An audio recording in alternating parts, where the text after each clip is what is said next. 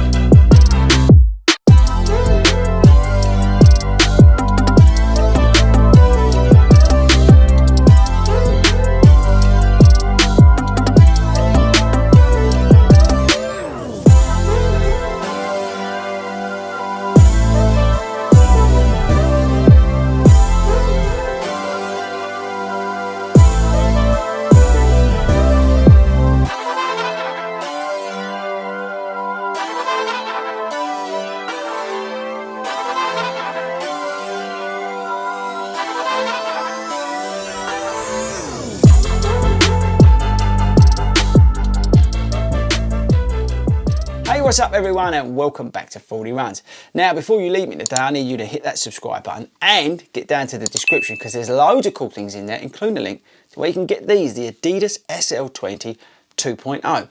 Now this is the new version of the very popular SL20, and that shoe was so popular because one, it was cheap, two, it was fast, and three, it was light, which I think is probably the best combination you can have for any running shoe. But is 2.0 any good? Well, in this video we're going to find out, so let's get stuck in. Right guys, so here it is 2.0. Before we get into whether it's better or worse than its predecessor, let's get into some of the stats and features of the new SL20. Firstly, the weight, it's put on a little bit of weight. It's 248 grams, which is about, what, 8 point something ounces, 8.2. You guys let me know in the comments if you can work it out quicker than me. What else have we got? 9.5mm drop. The old shoe had a 10mm drop. We've got Continental rubber again on the outsole, and they've made some other changes. I'll show you that in a sec. We've got Lightstrike cushioning, textile lining, yeah, whatever. Lightweight mesh upper, which has been updated. You've got lace closure. They put these sort of ringlets on the eyelets. I'll show you that in a second. And colorways, they've launched it in this bright yellow one, which is in line with the Adidas Pro, which has come out in this color, and you can get a really cool black with reflective elements on it as well.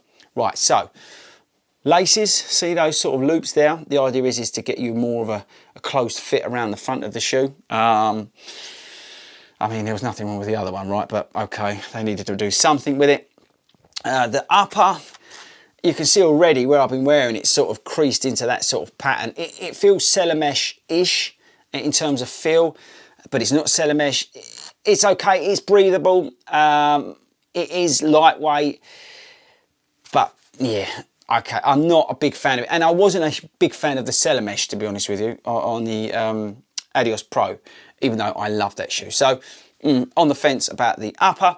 Tongue. Oh, God, the tongue. Okay, so the tongue, firstly, they've taken the pull tab off of the tongue, which was needless anyway.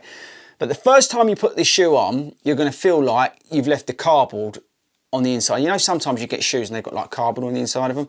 That's what it feels like. That is so rigid, that tongue. And it's also massive. Look how wide it is. See that? Now, I get why they've done it, because they want it to lay over your foot like that nicely. I get it. They made it great and thin and awesome and all that sort of stuff, but it is quite rigid and you will notice it. It does go, just as a heads up, that feeding does go the more you run in them, but it is quite a rigid tongue. That is one of the things I did notice and have continued to notice.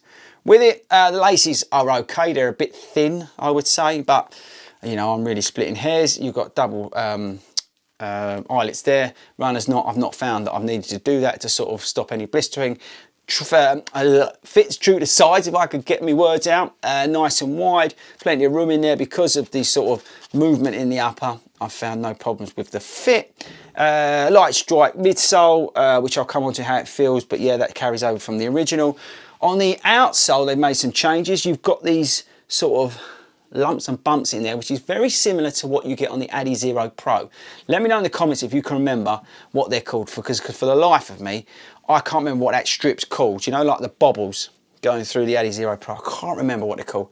called. Let me know in the comments. But anyway, it sort of mirrors that. Plenty of traction on there. I've not run these down the tow pass because basically it's been raining every day. So I've stuck to the roads and the traction's been great. So yeah, well done on the outsole.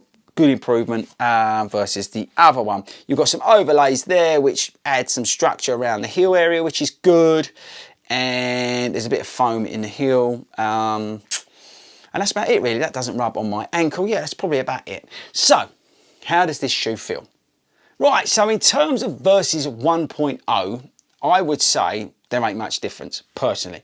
The great thing about the original version was that it was just fast and light, and you could go and you could use it for tempo days, fast park run, anything like that, you know, quick 10K. It was brilliant. And I don't really see any massive change versus that in this shoe, which is not a bad thing because that shoe is really good. What they've done here, I think, is done an evolution of that shoe. It's very hard, and it must be hard, to have such a good shoe and then try and improve it, you know, radically. I think what they've done here is they made little changes, little tweaks for us geeks to go out and buy it, but really, you could probably carry on buying the original version, especially when it's £60 here in the UK. So yeah, I've not really noticed that, you know, you don't notice that it's slightly heavier. I mean, it's marginally. You don't notice the 0.5mm change in the drop. Don't notice that. It's still got, you know, a great Lightstrike midsole, which is slightly firmer, but, you know, snappy enough to really kick you along if you want to get on your toes and crack on. I actually prefer this shoe personally over the Adidas Pro, the carbon plated shoe from Adidas. I don't get, or never got the best out of that shoe because I just truly believe I'm not fast enough to run in that.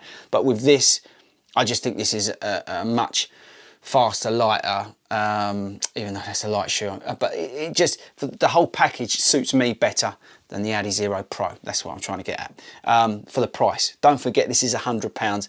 You know, that's going up more towards £200. So it's a really good value shoe in terms of the performance and everything. But for me, and my advice to you is, if you can still get the OG, get the OG. If you can't, then grab 2.0. But I do think it's not as good as the first version.